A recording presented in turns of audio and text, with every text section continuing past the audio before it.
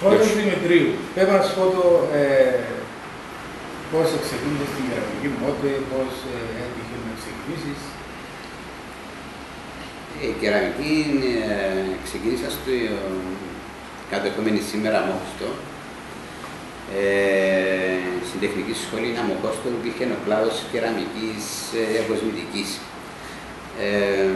Και λόγω του ότι τότε ήταν ο μόνος καλλιτεχνικός κλάδος, έτσι ενώ είχα ταλέντο, έτσι τουλάχιστον νόμιζα, στη ζωγραφική, έτσι ήταν ο μόνος καλλιτεχνικός κλάδος, έτσι αποφάσισα να πάω και με την παρότριση των καθηγητών μου να πάω στον τον κλάδο.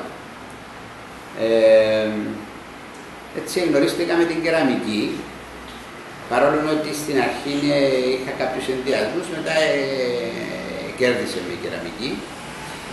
Είχα την ευτυχία να έχουμε καλούς καθηγητές, οι οποίοι μας επαρήχαν όσες γνώσεις είχα. Που την ίδια σχολή τέλειωσαν πάρα πολλοί άλλοι κεραμιστές. Ένας αριθμός από αυτούς έγινε και επαγγελματίες. Μετά είχα την ευκαιρία να πάρω μια κυβερνητική υποτροφία στην Τσεχοσλοβακία, συγκεκριμένα για την Πράγα, όπου σπούδασα πορσελάνη κεραμική.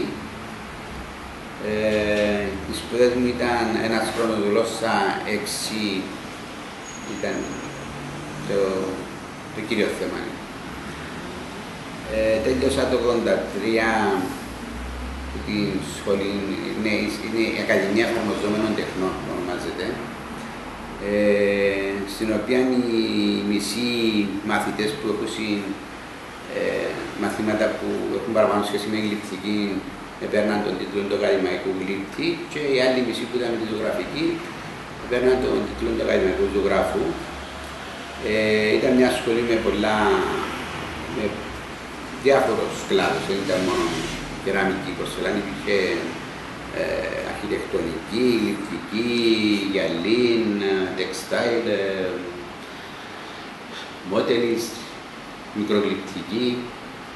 Έτσι ήταν έναν καλό εφόδιο τέλος πάντων το σχολείο του τότε, το οποίο εξακολουθά μέχρι σήμερα να έχει έναν αρκετά καλό ψηλό επίπεδο από ό,τι ξέρω. Μετά έρχεσαι το 1983 στην Κύπρο. Ναι, το 1983 έρχομαι στην Κύπρο, ανοίγω το δικό μου εργαστήριο με διάφορα όνειρα. Διάφορα όνειρα που καθοδόν άλλα τροποποιηθήκαν, αλλάξαν, πάση περιπτώσει. Ήταν και, ας μην ξεχνούμε ότι το 1983 ήταν 9 χρόνια μετά τον πόλεμο που είχαμε. Μετά το πραξικό, ακόμα η κοινωνία της Κύπρου ήταν σε αναζήτηση. Μετά είχα την ευκαιρία να γίνω μέλος του Επιμελητηρίου Καλών Τεχνών, μέλος του Συνδέσμου Κεραμιστών.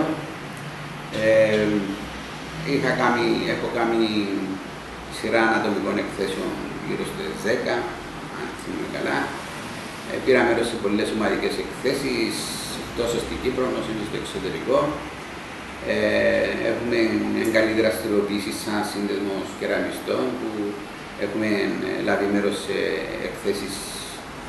Έχουμε κάνει εκθέσεις τόσο στην Κύπρο όσο και εκτός Κύπρου. Σεμινάρια, και σεμινάρια, μπράβο. Ένα σύνδεσμος, παρόλο ότι δεν είναι πολύ αριθμός, λειτουργήσε πάρα πολλά επαγγελματικά.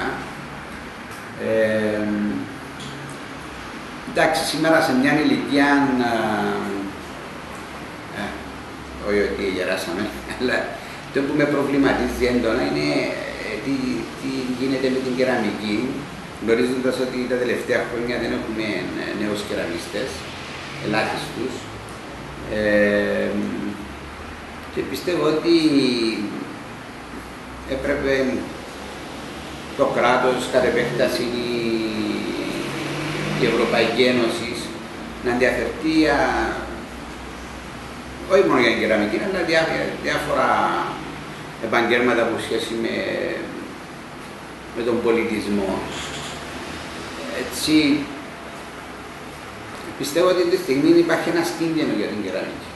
Γενικά ότι μπορεί σε σε ένα χρονικό διάστημα να μην ασχολείται με κεραμική στην Κύπρο. Δηλαδή υπάρχει πρόβλημα εκπαίδευσης, κατάρτισης νέων ανθρώπων ώστε να διοριστεί το επάγγελμα σαν είδος παράδοσης πολιτισμού και τέχνης. Ναι, είναι τούτον το ένα σκέλος σίγουρα, αλλά το πιο βασικό σκέλος είναι ότι η πολιτεία πρέπει να αντιληφθεί ότι ορισμένα πράγματα που επενδύει, υπάρχουν επενδύσεις οι οποίες δεν αποδίδουν την ίδια στιγμή, αλλά υπάρχουν επενδύσεις οι οποίες αποδίδουν μέσα στον χρόνο. Δηλαδή, ένας τόπος που δεν έχει κουλτούρα, σίγουρα επιβιώνει, δεν υπάρχει πρόβλημα, απλώς είναι πιο φτωχός. Και αν σκεφτούμε ότι υπάρχουν χώρες σήμερα που δεν μου αρέσει και να αναφέρουμε στον τουρισμό, αλλά είναι τουριστικοί προορισμοί μόνο και μόνο για τον πολιτισμό τους. Ή γιατί έχουν έναν καλό μουσείο, ή γιατί είχαν ένα διάσημο ζωγράφο, ένα διάσημο γλύπτη. Παραδείγματος φέρνω ένα παράδειγμα, εγώ θέλω πολλά να ξέρσω στην Νορβηγία, ειδικά και μόνο να πάω να δω τους πίνακες του Μούνκ. Λέω, ας πούμε. Αλλά μια επένδυση που πρέπει να αντιληφθούν όσοι έχουν τα ενία στην πολιτική του ζωή του τόπου, ότι τούτη είναι η πιο σωστή επένδυση. Είναι μια επένδυση που να αποφέρει στο βάθος χρόνου. Κάτι που με προβληματίζει έντονα, ήδη έδωσα ένα στίγμα προηγούμενα, είναι ότι τι γίνεται όταν φύγει η δική μας η γενιά, που απόκτησε μέσα σε τα χρόνια πάρα πολλές γνώσεις και πώς και γιατί απόκτησε τις γνώσεις. Είναι γιατί έχουμε μέλη τα οποία έχουν σπουδάσει σε διάφορες χώρες. Όπως η Ιταλία, έχουμε αυτούς που σπουδάσαν όπως εγώ στην Πράγα, άλλοι έχουν εργαστεί στη Σουηδία, ξέρω εγώ, η Αγγλία.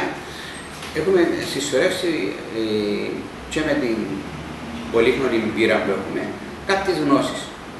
Σήμερα, λόγω του ότι το επάγγελμα στην ουσία είναι ευθύνη και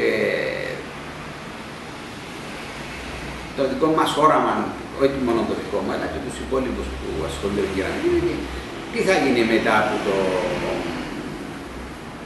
μετά που μάθω, ας πούμε. Δηλαδή, μπορούμε να φανταστούμε ότι μαζί μας κλείνει ο κύκλος της κεραμικής, γιατί αν μην ξεχνούμε ότι η κεραμική είναι ένα επάγγελμα, εγώ θα το ονομάζω και λειτουργήμα και θα εξηγήσω και γιατί, το οποίο έχει 3.000 χρόνια ζωή.